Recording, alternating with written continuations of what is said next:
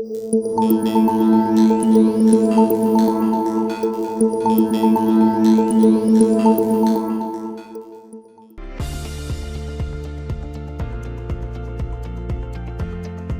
morning, everyone. It's been a very engaging and educative session so far, listening to views of business leaders from across the spectrum. The one big takeaway that has come from the last couple of hours of conversation is that people or talent is the most important currency that the organizations need at this point in time. And significant time, money, resources, mind space is going towards talent management from any business leader. If we speak to business leaders across the spectrum, one thing that they are unanimous in their view about is the fact that the biggest challenge that their businesses are facing is to source, engage, make productive their talent. We're all aware of great resignation, the consequences that that's having in organizations for us on a day-to-day basis. And that also brings to the fore the challenge of talent management that organizations are currently facing and probably will face into the foreseeable future. We live in a world where technology is rapidly disrupting everything that we do. And so it's natural to expect that technology has a large role to play, even in terms of changing and improving the talent management processes that we have in our organizations. And I'm happy to have two very senior business leaders here to have a chat about how technology is helping organizations think through the talent management process. And often when we talk about talent management process, we use the hire to retire continuum. So I would love to go through that continuum and get your perspective on how we're using technology to manage each stage of the process. And Sumit, if I can begin with you, let's start with talent sourcing and acquisition. We all keep saying that the war for talent is really acute. All of us are facing a real challenge in terms of getting the right people on board. And so we have to have a special focus on the way we are hiring people, and digitization has significantly disrupted that process as well. And as a leader, these days when I go to interview candidates, it's not just about assessing the candidate, it's also about influencing the candidates, sending out some communication to the process of hiring itself. And technology has been a great enabler through that process. So how are you looking at talent acquisition process at scale that organizations like yours do, and how has it evolved over the last couple of years? And help us understand how you're looking at that. Sure. So thanks, Shekhar. And I'll first of all start by saying, the subject of this whole set of sessions is the future workforce. I think the future is now, right? So it's already arrived, and we are living it. And specifically to the whole talent acquisition viewpoint, look, it starts from how do you create awareness about your own organization and brand, right? And there are organizations that each one of us, irrespective of whether you are a multi-billion-dollar org or whether you're a startup, each one of us is now in a zone where we want to appeal to the ethos, pathos, logos of every individual who we're trying to hire. So what used to be, I would say, consideration of putting up airport hoardings has now turned into, can I be into the digital verse? And the metaverse is a great step in that direction, to be honest as well. Can I be where my people are or where my prospective candidates are? So as an example, we know people spend time on LinkedIn or on a Monster or on a Money Control or various places. How do you appeal to the possible candidates over there without doing Cheerios like in your face advertising, right? It starts from there, creating awareness about your organization and about your brand. And that has taken a very sharp pivot from the physical to the virtual world. So I think it starts from there. The usage of tools starts from there. How do you figure out the best properties and even virtual worlds, right? Do you start inserting a global logic into a gaming paradigm? And that's where we are all heading towards. From there, then it becomes about, if there is somebody interested, will that person be a fit for us, right? And around 3 years ago, I had a very interesting conversation where somebody told me that, look, if you are still interviewing for hiring people, shame on you. And there's a very, very senior industry consultant and analyst. And I was like shocked. I said, that's a very insulting sort of a statement, but it forced me to think, come back and think in our offices. And that's where you start to look at what's happening with AI. how do you build a how to say a social, virtual, physical profile of an individual, understand their skill competencies, and really just look at tools to figure out whether there's an 80% or a 90% fitment for this individual. So from where do we go to engage with prospective candidates to how do we figure out fitment, all of that is now becoming more and more tool driven, and that's really what we are doing. That's where we are focused. We in fact have a whole program called Talent 2.0, which actually focuses on this area. While we are running at regular speed with our day-to-day talent, we are launching our Talent 2.0 program that is entirely automation driven, and that starts to go live from January onwards. And so yeah, that's my take on this, Shekhar. Interesting. I think the most interesting fact about what you said is recruitment is not just about the interview process. Candidates are finding and probably making decisions about an employer through several means, and it's important to leverage technology there as well. So Dharmender, how have you been trying to deal with this problem, and what are the different ways that you're looking to connect with candidates and source them outside of the traditional means using technology? Thank you, Shekhar, and thank you very much, Sumit, for really making that statement about interviews. It is so close to my heart because, I also read and I also say that interview is all about two people lying to each other. Okay. And in my opinion, I completely agree that it is the technology that is going to take over. Yeah. It is not that we have to run after.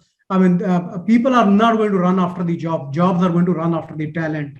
I think that is going to be the time going forward because the change is for the real, and it is very disruptive in nature. If there was a disruption that we saw with telecom and media a few years back, or then we saw it with the retail, I think it is something that is happening with the IT industry also now. So far, we have been telling our clients how to transform. I think now we have to really look in the mirror and say that how do we transform ourselves? I think that is the time that it has come. But the point is that will technology play a great role? And I absolutely agree with that because more and more world is becoming digital. It is also becoming flatter and flatter because, that book was written by Thomas Friedman in 2003, that the world is flat. I don't think it was as flat at that time, but if it was a prediction, then I think he was absolutely right because the world is really getting flat now because technology is enabling everyone. Now, whether it is an onboarding process, it is about understanding the behavior of the candidates, it is about exchanging the views with each other during the process of recruitment, or enabling the people when they are on board. I think every single step is going to get technology enabled, and the multiple bots that are coming. I would differ with a lot of expectation that people have from the bots as of now, because there is still a lot of AI and ML that has to pick up, and the bots will become intelligent over a period of time. But there is a lot of repetitive work that today also we can do by using technology in order to enable people very, very quickly when they're getting onboarded, understanding what is the role and can I connect the role with the kind of enablement that I can give. Imagine that I have a sales leader who is joining today in the US or in Europe, and I need to enable that person to sell better when entire workforce is working from home. Yeah. So I need to have a very structured method of onboarding my sales leader so that I do not waste any time getting in front of the client and be able to close newer deals in your business. So for that, I need to really look at how will I enable the whole process through the technology. So that is where the technology enablement is coming into the play. At the same time, when we have to go and measure the productivity, that again is getting technology enabled, because it is one thing to say that the work from home is going to stay, the hybrid work environment is going to be the reality. And it is very easy also to mention that we will provide flexibility to our employees, but it comes with a lot of accountability on our head. Yeah. Okay. And we need to really look at that. How will we measure the productivity, not by the number of hours clocked in the office or on the work, but the productivity is being measured by the real outcome that is going to happen. Yeah. So the onus is going to be on the management as to how do they define the work, how can we modularize the work and distribute it to people, and then we have the ability or technology to bring it back and assemble it and give it to the client or deliver it to the client. I think that whole process that probably the automobile industry has gone through or many other manufacturing industries have gone through, it is time that technology industry or IT industry also start looking at that and getting into that granular level of management of their programs or engagements or projects or any work that we do on the everyday basis. Got it. In fact, Dharmendra, you reminded me of one of the most fascinating quotes I've heard as I joined HR tech industry, that job posting is a fantasy and resume is a lie, and the process is to find the middle ground in between. So, yeah, I think even as we think about what's next for technology for platforms like Monster, that's one area that we've been focusing on to see, how can we go beyond giving just the user-generated content, which is the resume or a profile to organizations, and augment it with information available in the digital space to help match the right candidate to the right job. And just bringing back the attention to the process of hiring still. And I'm very keen to understand, what's the process of hiring? Like we keep hearing organizations using, earlier the process was you would source from a digital platform, but then the rest of the process used to be offline. But now, organizations are using different tools like assessment, screening, hackathons, and a number of tools to assess the hard skills of the candidates. So how is technology playing a role there? And does technology have a role to play in assessing the soft skills as well, or is it completely the prerogative of a human assessment at this point in time?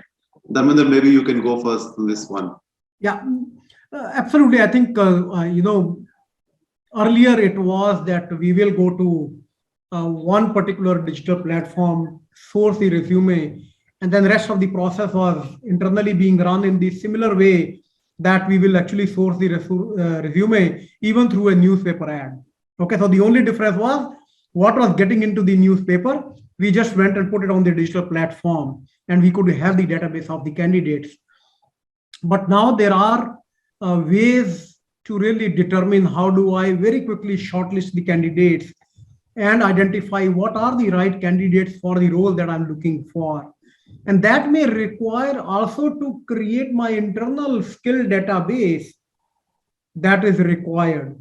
So it has to go hand in hand, because on one side there is a demand coming in, on the other side that I need to really provide the supply, and both have to meet somewhere in between. And I think that is the place where the algorithms are being developed. Can I determine upfront what kind of demand I will have in the next quarter and start working on that today, rather than really start thinking when my sales guy will come and open up a requirement in the system. Okay, so that is one level of automation that is already happening. Second level of the automation is to determine what kind of attrition am I going to have, considering the behavioral changes or the motivational aspects of the people on the ground. Okay, that is another type of algorithms that are coming into the play, where you are able to create the bots and determine as to what are the actions that I need to take. But the whole process is also to look at, when I know the candidate, can I do the hard assessment very, very quickly? And there are multiple platforms that have come into the play where they have started saying that we will help you assess the candidates and provide you the shortlisted one based on the requirement that you have. And there could be a grading of the resources also, because at the end, we all need to develop the pyramid. Sometimes I'm not wanting the best of the candidate in the technology. I might be needing somebody to do a job which is at the bottom of the pyramid, and I need the person who is fit for the purpose rather than always the most expensive and the most experienced person. So how do I start screening, determining, assessing people and start bringing them in? And slowly that whole process is taking place. I think one another thing that has happened, which is very good, is that the whole pandemic situation and study from home and work from home has enabled a lot of platforms that can determine when candidate is being assessed, is it being assessed honestly or not? And can you really determine the hand movements, eye movements, and the sound and the camera and everything has started really working well together so that I can determine whether the candidate is being truthful in providing the assessment or not. I think those are the other set of Sure. tools that have started to come into the play. And those are also being used today by us and of course by the industry in order to really go and do the assessment on the hard skill side. Yeah. Got it. Yeah, I think proctoring is very important as you move virtual in terms of hiring. Sumit, anything quickly you want to add on the process that you're following, which is very different now using tools? Well, absolutely, yes. Look, we were talking about the soft skills aspect of it, right? I don't think we need humans to figure it out, to be honest. Yes, there is always that element of workplace chemistry, if you will, or how would an individual perform in certain elements of situations of stress, etc., where you can at best get anecdotal experiences and answers, and that part of the human evaluation, if you will, that can never be taken away. Right, I do believe I'm sure someday some futuristic Terminator type tech will make us redundant on that field as well. But for now, that part of it, in terms of how well a person would perform in certain situations, is still a very human part of our evaluation, especially given the nature of work that we do. Right, it's fairly complex digital engineering. Every program is fraught with the client politics, dynamics, skill challenges, and everything is always brand new and cutting edge. So we need to have people who can survive without perspiring in high stress situations. As simple as that, right? And that we have not yet left out to the machines. That is still part of our human evaluation process. But all the other elements, right? How well can a person communicate? What is his or her track record? What are their, how do I say, neutral they are? So we try to focus on building up a very diversity or inclusive sort of a workplace. I think those are things that machines are able to do fairly well for us. They are a significant part of our Talent 2.0 process that, as I mentioned, we are launching in early 2022. Yeah. And that's where we are looking to leverage more and more tools and automation. But the last mile is still human. I don't think we're getting away from that anytime soon. Got it. So quickly moving a little ahead in the supply chain, and one of the interesting areas that's come out recently is the time between the time you give offer to and the time the candidate joins. That's been identified as a big breakage point in terms of getting the talent on board. And there's a number of interesting startups that we keep talking to who are trying to address that. And beyond that, even the first 30, 60, 90 days, as we call, given the new normal where we understand that, people may or may not be physically present in the office. And Smith, I still remember what you said as we were preparing for this call, that 4,000 out of 12,000 employees that you had have never seen the office. They've joined during pandemic. So given this, and we all know it's very important to land an employee well, to get them assimilated into the culture, reduces infant attrition, or also setting them up nicely, helps you retain the employees in the long term. So how are you doing it, looking at this phase of post offer to the time they actually come in and they're settling down in their roles, the first 30 days or so? How is technology helping you address some of those challenges there? So that's one area where we do believe technology is quite weak, at least for us at this point in time. And this is an area where we are increasing our intervention of people touch. See, I won't say unfortunately, but the reality of the Indian workforce is that it is okay to resign an offer after accepting it, right? And in many cultures, it is considered to be a very, very, how do you say, unprofessional conduct. In India, it's passé.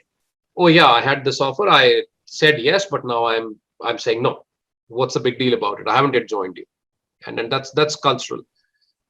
So what we are really doing over there is we have set up a separate wing or team or whatever focus we might call it, whose only job is to engage with people who have already been offered and just spend time with them, assimilating or onboarding them onto the culture of the firm, which includes walking them through the online assets, videos, getting them to be part of some virtual online events that happen. I'm not sure if you're aware, but GL keeps on doing some stuff, whether it's Diwali or whether it's something else. There is always a comic or a cricketer or somebody or the other who's there engaging with our employees.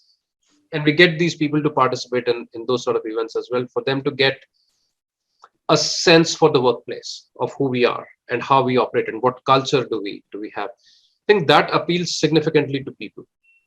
And I'll be honest, around 4 months ago, we would lose 50% between offer and joining.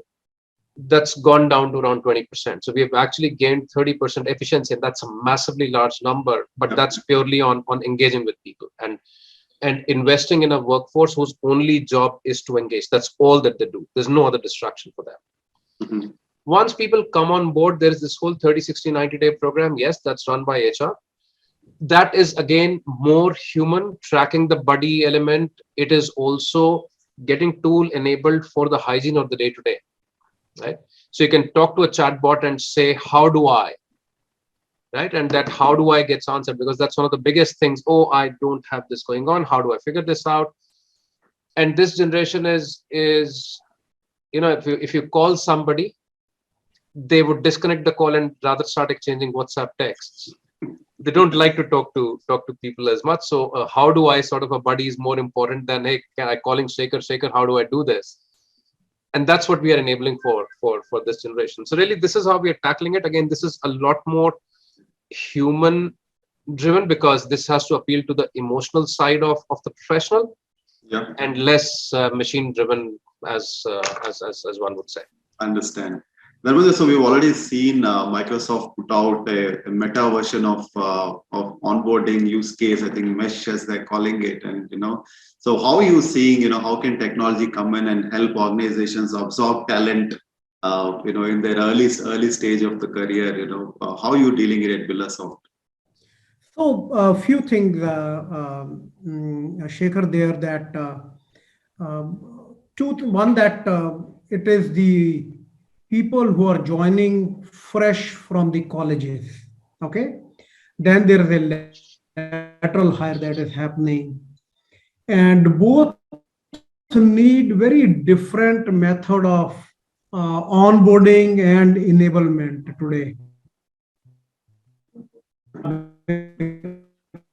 Because the student that they will come and there will be an internship, and then we will really onboard them. But now we are going or shifting left, that how can I go to the college and put some of the curriculum which matches with the skills that we need going forward, and can there be a commitment from both sides upfront, so that we start investing in those students right after their second year or third year. Okay, so that means that is one way of looking at the long journey for building the talent. I think that is one thing that is very, very important. Second, we also need to go and enable the colleges, that it is one thing to continue to have those traditional subjects being taught, but the technology is changing very, very fast, and they need to also keep pace with that. So how do we help them and enable them to keep pace with the changing technologies? Because if the input is not matching with what expectation our clients have from us, we will continue to face this challenge to make people productive very, very soon. So we need to really help them also to help ourselves. That's the second piece that is happening. Third is really looking at bringing the lateral talent also. That, which is what Sumit said, that when I bring the lateral talent into my organization, do I have a plan for 30 days, 60 days, 90 days for them as to what enablement do they need? How quickly can I make them productive? And how do I really look at having a relationship with the employees, or having what I call that as, employee relationship management also in place, what we earlier had as a CRM in place. Okay. Yeah. I think it is a time when we have to start thinking that talent is going to be in the major demand going forward. and we will have to invest extraordinarily into building the talent and retaining the talent and maintaining the talent also. So that technology side is, I think, going to play a big play. A lot of that is still human, as Sumit also mentioned, because human touch is not going to go away. And I believe that human touch also will be probably 10 times more effective than a robot talking to the employee, because employees also understand whether there are emotions in the discussion or not. So that will be there. But is it possible for us to really concentrate on where the human touch is required? So we put humans to that. But whatever is very repetitive in nature, we bring efficiency through the technology.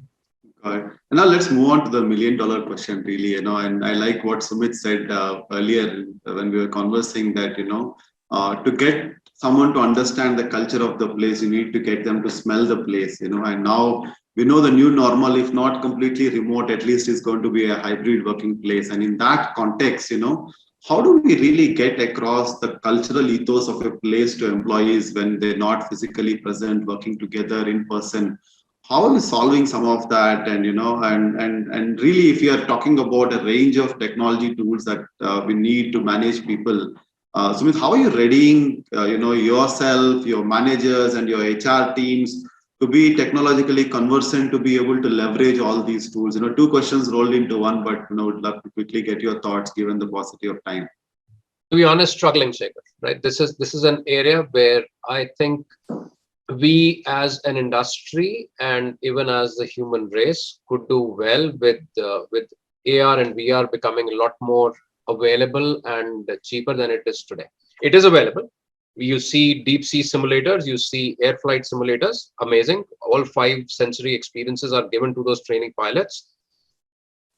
I think it's just a few years away before all of us have those sort of chairs in our home and we put on our headsets and, we could still shake hands across a computer screen and still have the same sensory experience of warmth and touch and sound, etc., etc. Till then, I think 2D videos, maybe 3D hologram-ish walkthroughs, we have to make do with those. But what we are doing is putting a lot of our assets and converting them into audio video sort of assets, right? Because a picture is worth 1,000 words and a video is worth 1,000 pictures. So how do you get people to understand? So Global Logic India is a dedicated channel now on YouTube where we keep on pushing content, everything that happens, every small little thing that happens, and we put it out there on video. We have actually set up a video production team in house now, just for this purpose, and that's how we are doing it for now. But waiting for these AR VR chairs and headsets to come into our lives pretty soon. Dharmender, are you also waiting for the AR VR chairs or something that you're already using? No, I'm sure that it will be great to have that kind of experience. But until then, I think we will have to continue to depend upon the eye contact and the handshakes and really hugging each other. Sometimes when we had to celebrate something, I think that is not going to go away. And I still believe that being together in a room, really looking at whiteboarding a particular subject and really brainstorming a particular idea is taking far lesser time than really discussing it on the video conferencing. So I don't think it is going to be very soon when we are able to still be completely far away from each other. It is going to still take a lot of time. In the meanwhile, we had to depend upon how do we not lose the contact and touch with our employees and with our other stakeholders, because that is what is going to redefine or continue to define the success going forward. Yeah, fantastic. Thank you so much, Dharmender. Sumit, I think it's a very enlightening conversation, and it also clearly tells us that while there are several technology advancements that will help us in managing the talent, we need to find the right balance between where technology will help us and where human touch is still the main way to manage these things. And the real challenge for us leaders is to find the sweet spot between the two. Thank you so much for the conversation, and I'm sure this is going to be an ongoing dialogue for the next few years to come. Perfect. Thank you, Shekhar. Thanks, DK. Good to be with you again. Bye-bye.